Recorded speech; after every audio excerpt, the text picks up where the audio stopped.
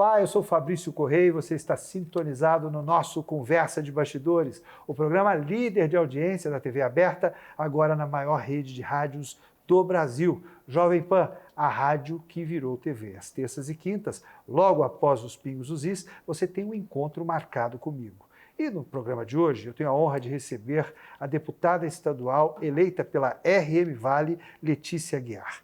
Letícia, seja muito bem-vinda aos nossos estúdios aqui em São José dos Campos. Bom, Fabrício, uma alegria para mim poder retornar mais uma vez, né, aqui ao seu lado, poder fazer esse bate-bola, de conversar sobre política. Você que é um grande conhecedor do assunto, né, também uma pessoa que gosta muito de falar de política, é uma maneira também da gente falar com a população, com o nosso eleitor, aquele que nos acompanha e fazer, então, claro, uma prestação de contas do nosso trabalho. E eu já começo essa entrevista falando um pouquinho sobre a Agritech Expo 2024, que você foi madrinha e ajudou a trazer uma das maiores feiras de tecnologia agropecuária do Brasil para a nossa São José dos Campos. Como é que foi o resultado dessa primeira feira? Olha, foi um momento muito importante, de muito significado, né? Nós falamos muito sobre o Vale do Paraíba, sobre São José dos Campos, nós temos muitas vocações aqui. Aqui é a capital do avião, nós fabricamos avião, aqui tem inovação, tem tecnologia, temos um parque tecnológico, muitas startups que desenvolvem diversas tecnologias para o Brasil e para o mundo. Que bom que nós somos esse polo, mas nós também temos uma vocação para a agricultura e para a pecuária. E falando de forma especial São José dos Campos, nós temos a Zona Norte aqui em São José dos Campos, que é rica, né, em produtores rurais. Então nós precisamos trazer de volta essa vocação de São José dos Campos, do Vale do Paraíba, mostrar aos produtores rurais, aquele que vive da agricultura, da pecuária, os empreendedores do campo, que eles têm também políticos que olham e valorizam o setor, já que é um setor que gera tanto emprego, gera tanta renda, né, e que desenvolve o nosso país, né? A gente sempre fala, se a roça não planta, a cidade não janta. E essa é de fato uma verdade, né? Se a gente não tiver os produtores rurais produzindo, né, semeando no campo, a cidade vai ficar refém disso. Então veja a importância da gente ter programas, políticas públicas voltadas ao agronegócio e voltada a essa vocação na nossa cidade, na nossa região do Vale do Paraíba. Então, nós nos reunimos, né, com os idealizadores da Agrotech, que é a primeira feira do agronegócio, da tecnologia no agronegócio. A gente pode utilizar e deve utilizar, Fabrício, a inovação, a tecnologia para o campo, para a gente aumentar a capacidade de produção dos nossos produtores rurais. É uma das rurais. vertentes do pitch hoje aqui em São José dos Campos. Sem dúvida. Então, a feira foi sensacional, foi no Parque da Cidade, entrada franca para todo o Vale do Paraíba, para todas as pessoas que quiseram estar aqui. Muitos expositores vieram de todo lugar do estado de São Paulo para prestigiar a feira, para expor os seus maquinários, as suas tecnologias, né? E com isso também aqui São José dos Campos ganhou muito, porque a gente viu uma rede hoteleira cheia, né? A gente viu os restaurantes, os comércios também bastante movimentados, porque teve uma feira durante 4 dias na cidade que movimentou a cidade, tem uma cadeia produtiva. E a representação institucional, né? A seu convite, também acompanhando o seu trabalho, esteve conosco o secretário de Estado de Turismo e Viagens, Roberto Lucena, né? Que tem uma visão privilegiada das vocações que a RM Vale tem, né? O vice-governador, representando o Tarcísio, esteve também na abertura, né? Então, eu acho que trazer, né, o âmago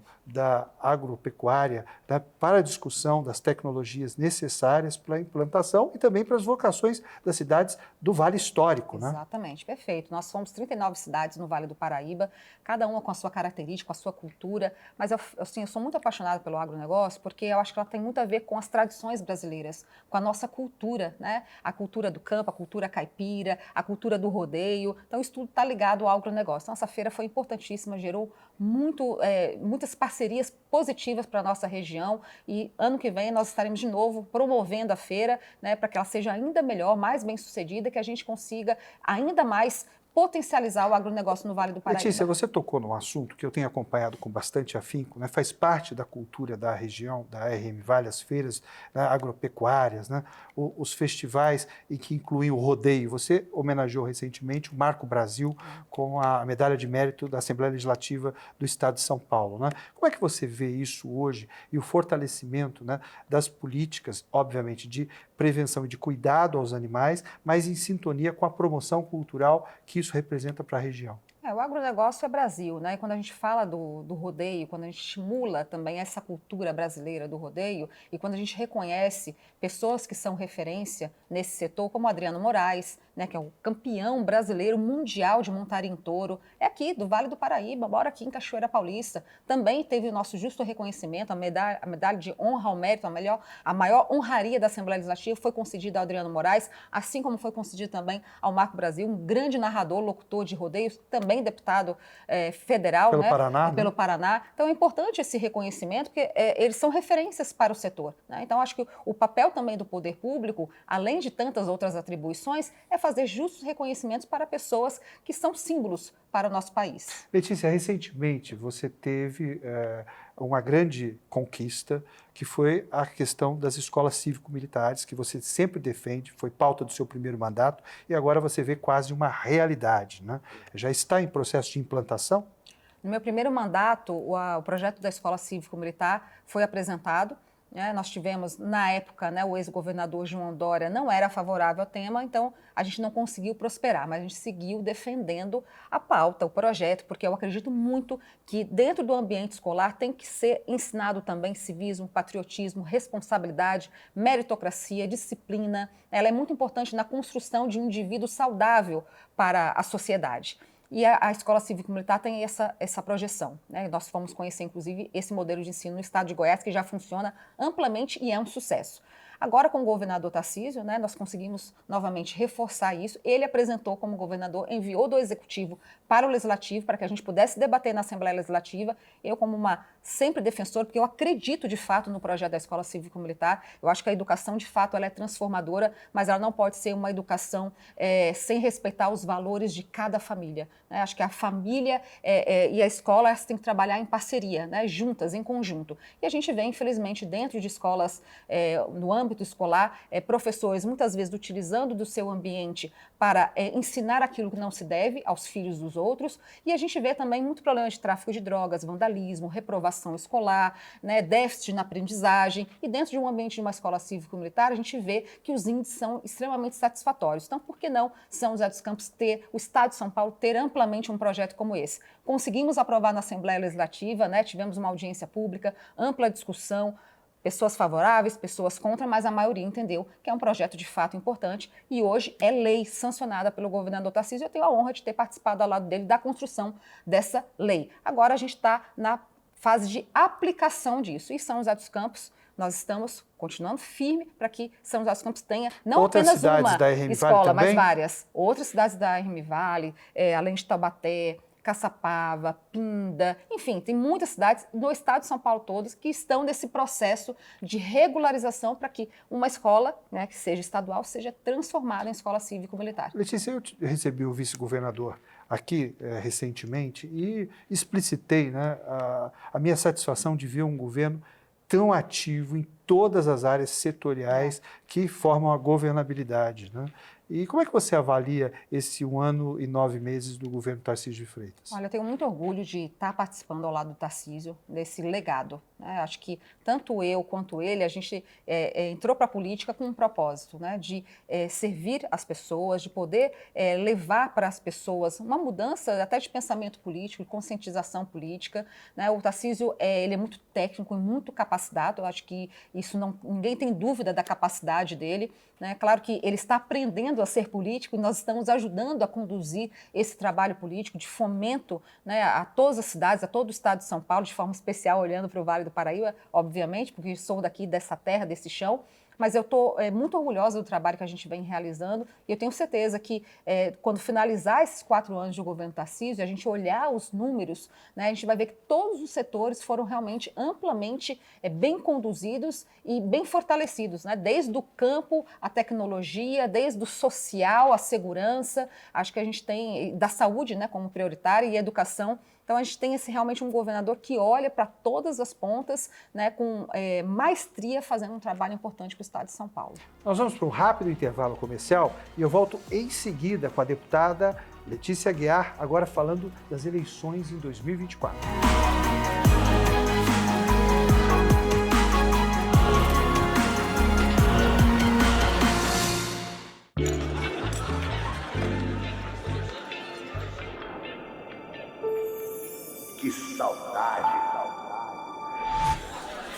camarão, coco bambu. Ai, que saudade que eu tava. Saudade do melhor do Brasil. Reunir os amigos, brindar, sentir sabores únicos, a comida, a carne, os petiscos, o camarão. Coco bambu, o melhor do Brasil é a nossa especialidade.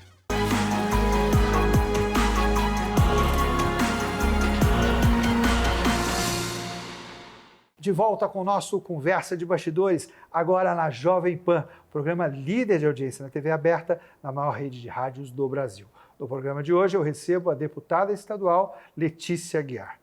Deputada, nós estamos no meio do processo eleitoral, né, caminhando para o fim dessa grande festa da democracia, e muito se fala das candidaturas ao executivo, né, até porque, né, as prefeituras de todos os municípios do Brasil necessitam de um gestor sério, competente e que auxilie o desenvolvimento econômico versus o desenvolvimento social. Mas as casas legislativas são muito importantes. A senhora estreou na vida pública como deputada estadual na maior casa legislativa estadual da América Latina, né? Qual a importância de se escolher bons vereadores? Olha, essa consciência eleitoral ela é muito importante.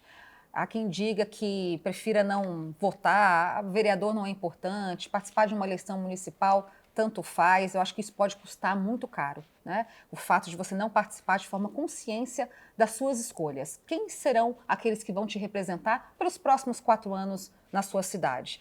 O legislativo é muito importante porque ele tem atribuições das quais eu considero extremamente relevantes. Primeiro, a fiscalização do Poder Executivo, né? O orçamento de uma cidade e a maneira como esse orçamento vai ser executado. Então, cabe ao vereador fiscalizar a execução desse orçamento e propor também áreas que devem ser contempladas. Então, a importância do vereador conhecer muito bem a cidade, conhecer as dificuldades, as vulnerabilidades da cidade, para poder indicar ao Executivo aonde o orçamento deve ser implementado e fiscalizar se o orçamento está sendo executado de maneira correta. Além disso, propor legislaturas importantes, por exemplo, projetos de lei, né? Poder também alterar alguma legislação que esteja atrasada, que esteja ruim, que esteja sendo um empecilho na vida da população. Então, acho que o vereador ele tem um papel fundamental. Meu papel como deputada, né, é orientar aqueles que me elegeram, aqueles que acompanham o meu trabalho, que gostam do meu trabalho, a eleger um bom vereador na cidade. Até porque a senhora foi a única deputada eleita aqui na região, né? Nós tivemos apenas 2 deputados eleitos para a Assembleia Legislativa num contingente enorme de 39 municípios, né? Justamente por esse foco mais voltado para o executivo do que do legislativo. E é necessário que nós tenhamos bons vereadores para auxiliar, inclusive, a gestão executiva da cidade. Sem dúvida. O papel do vereador é fundamental, muito importante. A gente precisa de gente capacitada, de gente que conheça como é que funciona o legislativo, como é que são as atribuições de um vereador e gente que tenha o conhecimento da cidade. Né? Por exemplo, no seu mandato parlamentar, além das leis, além da fiscalização, a senhora trouxe diversas emendas à região, inclusive a São José dos Campos, né? E, para isso, a senhora teve uma participação colegiada no gabinete. Sem dúvida. Olha, eu tive, aproveitando, né, fazendo uma prestação de contas para o nosso eleitor aqui, nós enviamos para o Vale do Paraíba em torno, acho que mais de 18 milhões, se não me falha a memória, para o Vale do Paraíba, para todas as cidades. Né? São José dos Campos foi a cidade maior contemplada, foram 7,5 milhões para São José dos Campos, para diversas áreas, educação, saúde, segurança, infraestrutura e também a parte social da cidade. E para que eu pudesse também escolher, né, quais são as áreas, né, o Sena, que sempre esteve comigo, todo mundo que me acompanha sabe, o Sena sempre esteve ao meu lado, coordenando esse trabalho. Era o chefe de gabinete da senhora? Sim, meu chefe de gabinete, coordenando comigo esse trabalho. Ele conseguiu, até pela experiência que ele teve quando foi candidato a prefeito, ele conheceu a cidade como um todo. Ele teve que fazer um plano de governo e quando você constrói um plano de governo, você tem que conhecer a cidade para você propor um plano de governo. Então, quando ele teve essa visão política como candidato a prefeito, ele conseguiu construir e trazer para mim, deputada, nós precisamos olhar por essas áreas em São José dos Campos. Em que pese São José dos Campos ser uma cidade muito próspera, com um grande orçamento, ainda tem algumas deficiências. Então, nós conseguimos, através do mandato, eu e o Sena, enviar para São José dos Campos 7,5 milhões de recursos pagos, entregues e aplicados para São José. Agora, essa condição, né, de você ter alguém que conheça não só os problemas, mas apresente soluções para esses problemas por meio dessas relações institucionais que não se vincularam apenas à Assembleia Legislativa, né? Houve uma linha de diálogo constante com o governo Bolsonaro. Sim, sem dúvida, né? O presidente Bolsonaro, foi ele quem me trouxe para a política, né? Sou muito grata, primeiro pelo sim dele ao Brasil, né? Ele se colocar à disposição, realmente, praticamente dando a vida pela nossa nação, né, por tudo que ele passou, né, o grande presidente que ele foi, né, estive sempre ao lado dele, sempre estarei, porque acredito na pessoa dele, acredito no que ele defende, porque o que ele defende é o que eu acredito também, é o que eu aprendi com meu pai, com a minha mãe, os meus valores, os princípios, e nós comungamos desses princípios. E que bom que a gente pode dar as mãos e defender aquilo que nós acreditamos. Então, construir esse trabalho político também ao lado do Bolsonaro, do Jair Bolsonaro, que é um grande homem, um grande líder nosso da direita, para mim é uma enorme satisfação. E nesse processo eleitoral, a senhora está diretamente vinculada ao processo eleitoral de São José dos Campos? A senhora está apoiando uma candidatura à Câmara Municipal? Sim, sim. Meu candidato é o Sena, né? Assim, não abro mão de apoiá-lo, primeiro porque eu sei da capacidade que ele tem, né? Formação, capacidade, gestão de pessoas, acho que isso é uma grande habilidade que um político precisa ter, saber administrar e conviver com pessoas, representar pessoas, ouvir, né? Acho que todo líder ele precisa ouvir muito bem para que ele possa ser norteado, para conduzir, né, as suas decisões, as suas escolhas. E o fato da experiência que ele teve, né, ao meu lado, nós trabalhamos juntos, nós sempre nos dedicamos em servir as pessoas, e esse trabalho que nós fizemos em conjunto, que deu resultado para São José dos Campos, torna ele, de fato, muito capacitado para ser vereador na cidade de São José dos Campos. E eu pedi, Sena, saia candidato, se coloque à disposição, foi candidato a prefeito na última eleição, como eu disse, conheceu muito bem a cidade como um todo e agora está mais do que preparado para ser vereador. E é uma forma também de você ampliar a condição de representação por meio do seu mandato parlamentar de deputado, atendendo melhor as reivindicações das pessoas em São José dos Campos? Sem dúvida, Fabrício. São José dos Campos é a cidade coração do meu mandato. Eu sou joseense, eu moro em São José, vivo aqui, trabalho aqui. Então, para mim, São José dos Campos é especial. Por isso, eu preciso tanto de um vereador que tenha afinidade com o meu trabalho, que tenha os princípios basilares também alinhados àquilo que nós acreditamos. E ao grupo, né, do Bolsonaro. Sem dúvida, a direita, o conservadorismo, a vida, a família, a proteção das crianças, a escola cívico-militar. Então, ele tem todas as características para ser um representante da deputada Letícia Aguiar e um representante do Bolsonaro na Câmara de Vereadores de São José dos Campos. Como eu disse, tem capacidade, tem formação, experiência, vivência, gestão de pessoas e, acima de tudo, tem a essência do patriotismo no seu coração, que isso faz muita diferença para um bom vereador. Letícia, nós vamos para um quadro agora chamado Vai e Vem, onde eu faço uma pergunta direta e você me responde em poucas palavras. Vamos lá? Vamos lá. Minha maior alegria na vida pública até o momento? Representar as pessoas. Uma inspiração na política? Bolsonaro, sem dúvida. Escola Cívico-Militar representa? Paixão, coração. Família para mim? Base da minha vida. O Estado de São Paulo que eu quero entregar para as próximas gerações a partir do meu mandato como deputada estadual? Um Estado de São Paulo humano, eficiente e próximo das pessoas. Essa foi a nossa entrevista com a deputada estadual Letícia Aguiar. Os bastidores da política você confere aqui às terças e quintas, logo após os Pingos dos Is. A gente se vê no próximo programa. Até lá!